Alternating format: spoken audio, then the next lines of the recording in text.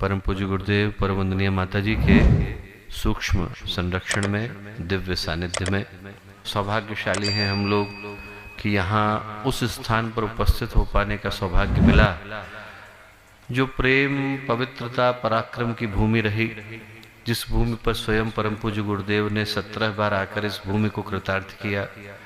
उस भूमि पर उपस्थित हो पाने का एक अद्भुत अलौकिक सौभाग्य आज हमको मिला।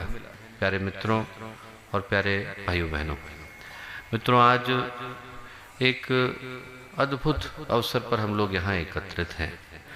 हम सबके जीवन का उद्देश्य एक हो गया है। अलकनंदा है, भागीरथी है, नंदाकिनी है, मंदाकिनी है, सब अलग अलग ग्लेशियरों से निकलते हैं।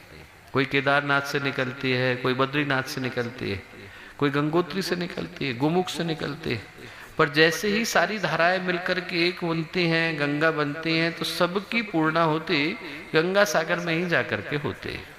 हम लोग अलग अलग कारणों से पूज्य गुरुदेव से आकर के जुड़े। हो सकता है कि किसी के जुड़ने का कारण गुरुदेव का लेखन रहा, किसी ने गुरुदेव के साहित्य की एक पंक्ति को पढ़ा और उसने उसके जीवन को बदला।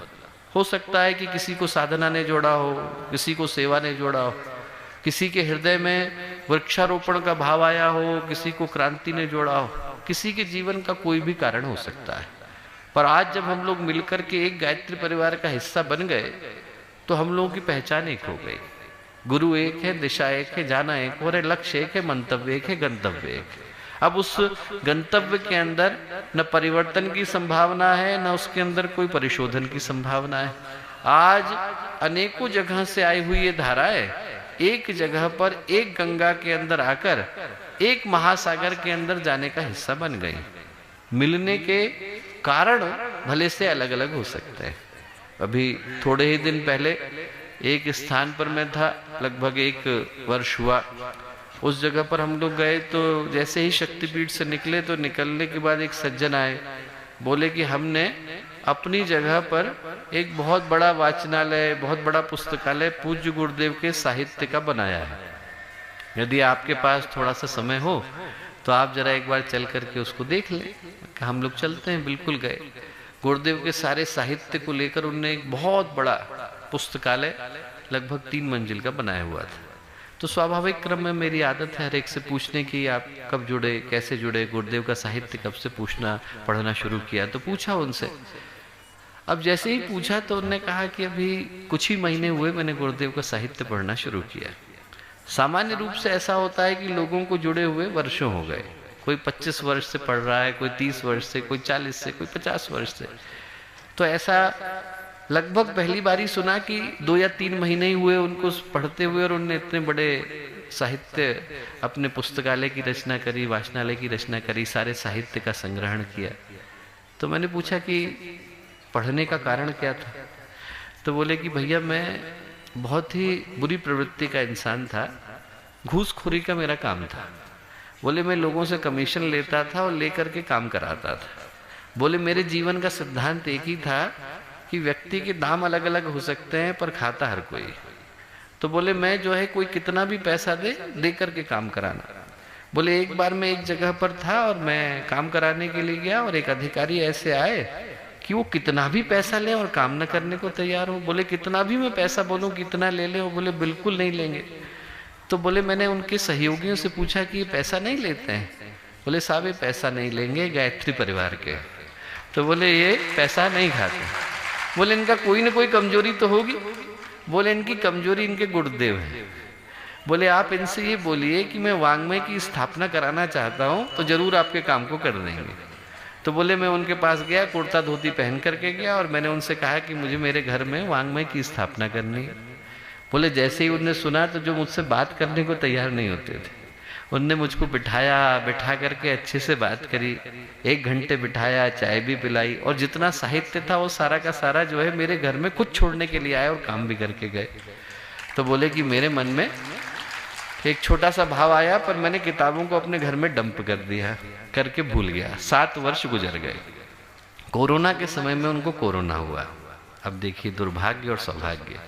कोरोना के समय में कोरोना हुआ और उस समय में क्या था कि व्यक्ति इतना ज़्यादा परेशान था और इतना ज़्यादा चिंतातुर था कि घर के लोग भी घर के लोगों से बात नहीं करते थे। तो बोले एक कमरे के अंदर मैं बंद हो गया, लोग बाहर ही जो है खाने की थाली ला करके छोड़ देते थे। अब उसी कमरे के अंदर 14 दिन के लिए बंद हुआ, क्वारंटीन हुआ। बोले वो वही कमरा था जहां पर मैंने गुरुदेव के साहित्य को डंप किया था। बोले मैंने उसमें से एक किताब निकाली 14 दिन के लिए जैसे ही था, और जैसे ही मैंने पहली पुस्तक पढ़नी शुरू करी तो रखी नहीं गई, मैं पूरी की पूरी पुस्तक एक बार में पढ़ गया। एक पढ़ी, दूसरी पढ़ी, तीसरी पढ़ी। बोले जब मैं कोरोना के लिए गया तो अंदर जिस व्यक्ति के रूप में गया, बाहर निकला तो दूसरा व्यक्ति हो गया था। गुरुदेव के साहित्य ने उस व्यक्ति को इतना बदला कि उनने पूरा वाचनालय की स्थापना करी। तो हो सकता है कि किसी के जुड़ने का कारण गुरुदेव का साहित्य रहा हो, किसी के जुड़ने का कारण जन्म जन्मांतर की यात्रा रही हो। एक अपने पुराने कार्यकर्ता थे, अब तो बहुत भारत सरकार में बहुत प्रतिष्ठित पद पर है, वो गुरुदेव के पास गए तो उन्होंने कहा गुरुदेव आपके यहाँ बहुत सारे लोग हैं जो बहुत सारा काम करते हैं, पर कुछ लोग ऐसे हैं कि कुछ काम नहीं करते, तब भी आप उनसे मिलते हैं। गुरुदेव ने कहा कि बता ऐसा कौन सा व्यक्ति है। तो उन्होंने एक सज्जन का नाम लिया। बोले कि वो कभी गायत्री परिवार का कोई काम नहीं करते, पर हर महीने आपसे मिलने के लिए आते हैं। तो गुरुदेव ने क्या उत्तर दिया? गुरुदेव बोले कि पिछले 3 जन्मों से उसने मेरा बहुत काम किया है, इस बार आराम करने दे। तो जन्म जन्मांतर की यात्रा है, कोई साहित्य से जुड़ा, कोई जन्मों से जुड़ा। जुड़ने के कारण अलग अलग हो सकते हैं दोस्तों, पर अब हम लोग जब आकर के इस गंगा का हिस्सा हो गए तो हमारी अपनी व्यक्तिगत पहचान का और निजी उद्देश्य का कोई मूल्य नहीं रह जाता, वो खो गई। कोई यदि जाकर के देखे प्रयाग के अंदर तो गंगा और यमुना के पानी को अलग अलग नहीं कर पाएगा, दोनों दिखने में एक ही जैसे लगते हैं।